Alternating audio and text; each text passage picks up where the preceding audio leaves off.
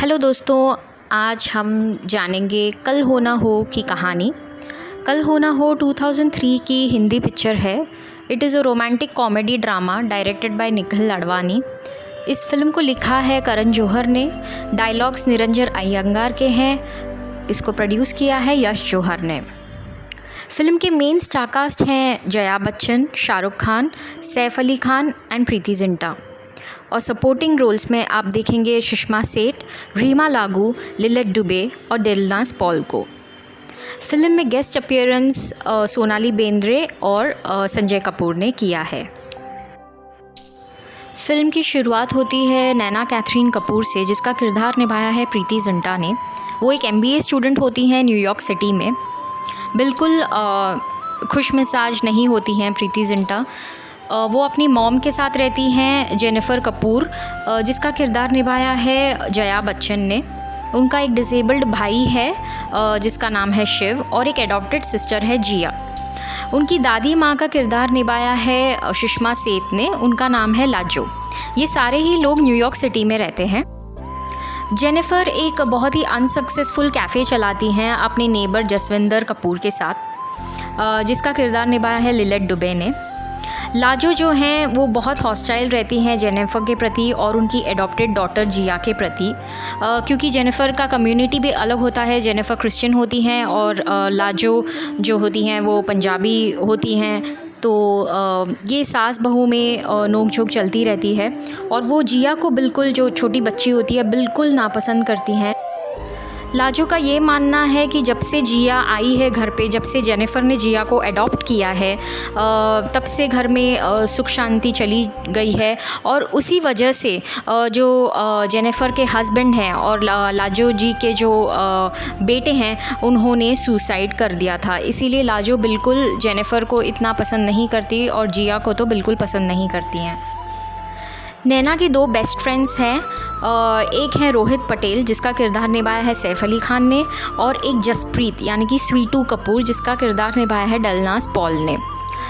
नैना अपनी लाइफ को बहुत ही नाखुश तरीके से जीती हैं। वो ये चीज़ से उभर नहीं पाती हैं कि उनके फादर जो हैं उन्होंने सुसाइड किया था, और घर पे ऑलरेडी तनाव चलता है उनकी दादी और मम्मी के बीच में, और उनका मम्मी का कैफ़े भी अनसक्सेसफुल रहता है। नैना के ही नेबरहुड में प्रीतम चड्डा करके एक चाचा जी रहते हैं, जिसका किरदार निभाया दारा सिंह ने। और वहाँ पे आते हैं अमन माथुर, जिसका कैरेक्टर निभाया है शाहरुख खान ने, और उनकी मॉम, जिसका किरदार निभाया है रीमा लागू ने। ये लोग एज गेस्ट बन के प्रीतम चड्डा के घर पे आते हैं। अमन बहुत ही चीयरफुल और फुल ऑफ लाइफ पर्सनालिटी होते हैं। शुरुआत में नैना को अमन बिल्कुल पसंद नहीं आते, क्योंकि वो इतनी उदास और इतनी शांत होती हैं, और अमन बिल्कुल उसके ऑपोजिट होते हैं। हर काम में दखल अंदाज़ी देते हैं, उसको खुश करने की कोशिश करते हैं। इसीलिए नैना को अपने नेबर्स बिल्कुल पसंद नहीं आते, खासकर अमन। लेकिन धीरे धीरे अमन जो है परिवार के अंदर घुल मिल जाता है, और धीरे धीरे वो आके प्रॉब्लम सॉल्व करने की कोशिश करता है। सबसे पहला प्रॉब्लम होता है कि जेनिफर का कैफ़े जो बिल्कुल अनसक्सेसफुल है, जहाँ पे लोग बिल्कुल नहीं आ रहे हैं। अमन ये सजेस्ट करता है कि वो कैफ़े को एक इंडियन टच दिया जाए, और शायद उस वजह से कैफ़े चल पड़े। सब जन इस कोशिश में लग जाते हैं कि कैफ़े अच्छे से चल जाए, और पूरा रेनोवेट कर देते हैं और उसे इंडियन टच दे देते हैं। अमन का आइडिया काम आ जाता है और वो कैफ़े चल पड़ता है। बहुत सारे लोग आ जाते हैं और कैफ़े फाइनली एक अच्छा स्टार्ट मिल जाता है। अमन का जो चीयरफुलनेस है ग्रेजुअली नैना को भी पसंद आने लगता है, क्योंकि अमन इतने हेल्पफुल होते हैं और उनके फैमिली मैटर्स को समझते हैं और फैमिली के हर इंडिविजुअल को समझते हैं। अमन नैना को भी इंकरेज करते हैं कि वो अपनी ज़िंदगी एकदम खुश तरीके से जिए और एक ज़िंदगी को अलग अलग नज़रिए से देखे। धीरे धीरे नैना को अमन से प्यार होने लग जाता है।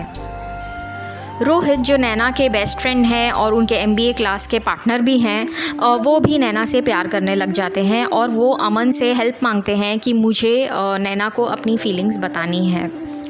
नैना यहाँ पे रोहित को बताती है कि उसको भी कुछ स्पेशल बात करनी है रोहित से, जिसकी वजह से रोहित सोचता है कि शायद नैना को भी मुझसे प्यार हो गया है और यही बात वो कहना चाहती है। इससे पहले कि रोहित अपनी बात कह दे, नैना रोहित को बताती है कि वो आके अमन से प्यार कर बैठी है। रोहित बहुत शॉक हो जाते हैं और तुरंत अमन को कॉल करके बता देते हैं कि क्या हुआ है, हमने क्या सोचा था और ये क्या हो गया है। वो ये बताता है कि नैना जो है वो अमन से प्यार करती है। नैना अमन के घर जाती है और उसको एक और शॉक लगता है। वो ये देखती है कि अमन की ऑलरेडी शादी हो चुकी है प्रिया के साथ, और उन दोनों की तस्वीर वो अमन के घर पे देखती है। उसका दिल टूट जाता है और वो उसका घर छोड़ देती है। अमन की जो मॉम होती है वो अमन को कन्फ्रंट करती है और ये बताती है कि नैना आई थी और उसने इस तस्वीर को देख के कुछ सोच के वो चली गई। अमन ये कहते हैं कि वो नैना से बहुत प्यार करते हैं, लेकिन वो नैना से शादी नहीं कर सकते क्योंकि अमन को एक हार्ट कंडीशन है और ये पता चलता है कि अमन शायद ज़्यादा दिन ज़िंदा नहीं रहेंगे। अमन एक्चुअली मैरिड नहीं होते हैं। प्रिया जो होती है वो अमन की चाइल्डहुड फ्रेंड होती है और उसकी डॉक्टर होती है। प्रिया अमन की वाइफ नहीं होती। अमन अपने आप से ये वादा करते हैं कि वो नैना और रोहित को साथ मिलाएंगे मरने से पहले। वो ये विश्वास रखते हैं कि रोहित ही वो लड़का है जो नैना को सारी खुशियाँ दे सकता है उसके मरने के बाद भी। अमन एक प्लान बनाता है जहाँ पे नैना और रोहित का जो फ्रेंडशिप का बॉन्ड है वो कहीं ना कहीं प्यार का बॉन्ड बन जाए। रोहित और अमन ये कोशिश करते हैं कि नैना आके रोहित से प्यार करने लग जाए और उसका जो दिल टूटा था अमन की वजह से वो फिर से जुड़ जाए रोहित के साथ। नैना इनके प्लान्स को डिस्कवर कर देती है। उसको पता चल जाता है कि ये दोनों की मिली भगत है और वो अमन पे चिल्लाती है for trying to ruin the friendship जो रोहित और नैना ने शेयर किया था। वो अमन को दोषी बनाती है और कहती है कि आप वजह हो मेरे और रोहित के फ्रेंडशिप में दरार लाने के लिए। उसी समय अमन आके रोहित की डायरी निकालते हैं और नैना को ये बताते हैं कि रोहित की क्या फीलिंग्स है, रोहित ने क्या लिखी है उस डायरी में नैना के लिए, उसको कितनी फीलिंग्स है नैना के लिए। उसका प्यार सिर्फ फ्रेंडशिप का ही प्यार नहीं बल्कि असली वाला प्यार है। नैना अमन को माफ़ कर देती है और रोहित को भी माफ़ कर देती है और रोहित के फीलिंग्स को एक्सेप्ट करती है।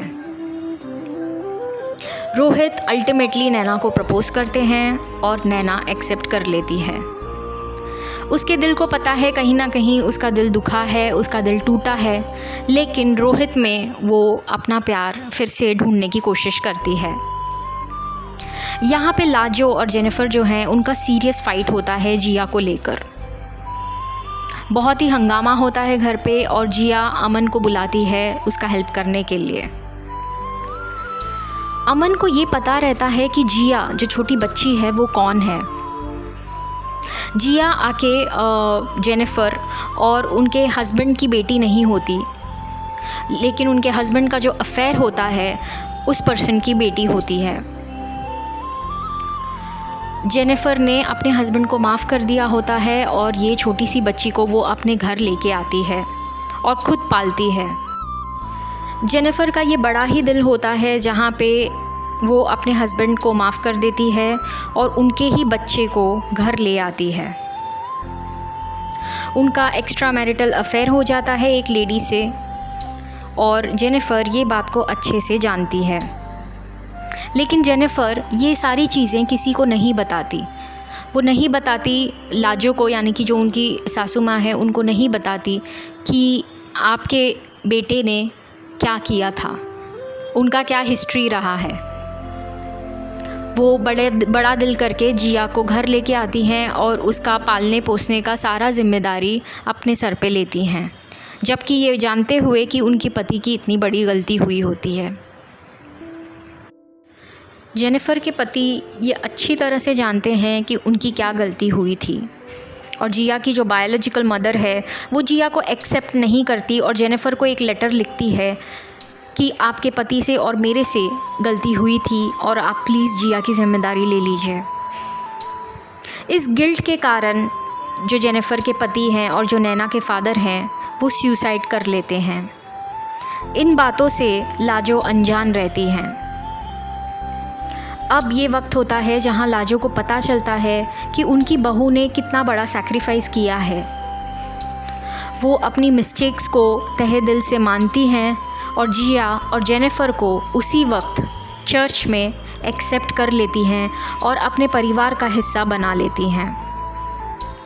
इनको मिलाने का हाथ भी कहीं ना कहीं अमन का होता है। नैना और रोहित की यहाँ पे एंगेजमेंट तय हो जाती है और उसी समय जो सेलिब्रेशंस हो रहा होता है अमन को हार्ट अटैक हो जाता है। सिर्फ अमन की मॉम को पता होता है कि अमन को क्या हुआ है और वो उसे हॉस्पिटल में एडमिट कर देती हैं। यहाँ पर नैना एक ज्वेलरी स्टोर में प्रिया से मिलती है। उसको लगता है ये अमन की वाइफ है, लेकिन उस समय उसको पता चलता है कि ये अमन की वाइफ है ही नहीं, क्योंकि प्रिया अपने हस्बैंड से नैना को मिलवाती है जिसका नाम है अभय और ये किरदार निभाया है संजय कपूर ने। ये दोनों ही जन अमन के एक्चुअल कंडीशन के बारे में नैना को बताते हैं। नैना को बहुत ज़ोर का झटका लगता है ये जानते हुए कि अमन शादीशुदा नहीं है और वो भी नैना से प्यार करते थे, लेकिन अमन की कंडीशन ऐसी नहीं है कि वो नैना से शादी करें। एंड अमन ने बड़े दिल के साथ नैना का ये प्यार रोहित के लिए कुर्बान कर दिया। नैना बहुत बड़े शौक में रहती है। प्रिया यहाँ पे अमन को कॉल करती हैं और कहती हैं कि क्या हुआ था मॉल में। अमन तुरंत हॉस्पिटल छोड़ते हैं एंड रोहित से उसकी मुलाकात होती है। रोहित भी बहुत फ्रस्ट्रेटेड रहते हैं ये सब जानते हुए और वो अमन को कॉन्फ्रंट करते हैं और बोलते हैं कि जब नैना तुमसे प्यार करती थी और तुम भी नैना से प्यार करते थे तो क्यों नहीं तुम शादी कर लेते नैना से, मुझे बीच में क्यों लाया गया। अमन रोहित को समझाते हैं कि ये उसकी एक तरह से आखिरी इच्छा है कि वो नैना को बहुत खुश देखे। वो चाहते हैं कि रोहित नैना से शादी कर ले और उसका ख्याल रखें अमन के जाने के बाद भी। अमन नैना से मुलाकात करते हैं। यहाँ दोनों जान रहे होते हैं कि सिचुएशन क्या है। अमन भी ये जानते हैं कि नैना उनसे बहुत प्यार करती है, नैना भी ये जानते हैं अमन उनसे बहुत प्यार करते हैं, लेकिन शायद इस जन्म में उनका मिलन नहीं हो पाएगा। यहाँ पे रोहित और नैना की ज़ोरों शोरों से शादी की तैयारी हो रही होती है। रोहित और नैना का शादी होता है। अमन भी ये शादी को अटेंड करते हैं। शादी के तुरंत बाद ही फिर से अमन हॉस्पिटलाइज होते हैं और वो अपनी आखिरी सांसें गिन रहे होते हैं। सबको पता होता है कि अमन इस दुनिया को छोड़ के जा रहे हैं। अमन सबको बाय बाय बोलते हैं और फिर रोहित से ये भी वादा लेते हैं कि इस जन्म में नैना तुम्हारी हुई, लेकिन अगले जन्म में मैं ही नैना को लेके जाऊंगा। ये सीन के बाद पिक्चर एक तरह से ख़त्म हो जाती है और ये बताया जाता है कि अमन चले जाते हैं। यहाँ रोहित और नैना की शादी हो जाती है और ज़िंदगी के 20 साल बाद नैना जिया को बताती है कि किस तरह से अमन ने उनके परिवार की मदद की। जिया अब बड़ी हो चुकी है। रोहित और नैना की भी एक बच्ची होती है जिसका नाम होता है रिया, और ये सारे जन एक परिवार होके अमन की कहानी याद कर रहे होते हैं और अमन को भी याद कर रहे होते हैं। तो दोस्तों, ये रही कहानी कल हो ना हो। अगर आपको ज़रा सा भी ये कहानी अच्छा लगे तो प्लीज़ लाइक और सब्सक्राइब कर दीजिए। Thank you.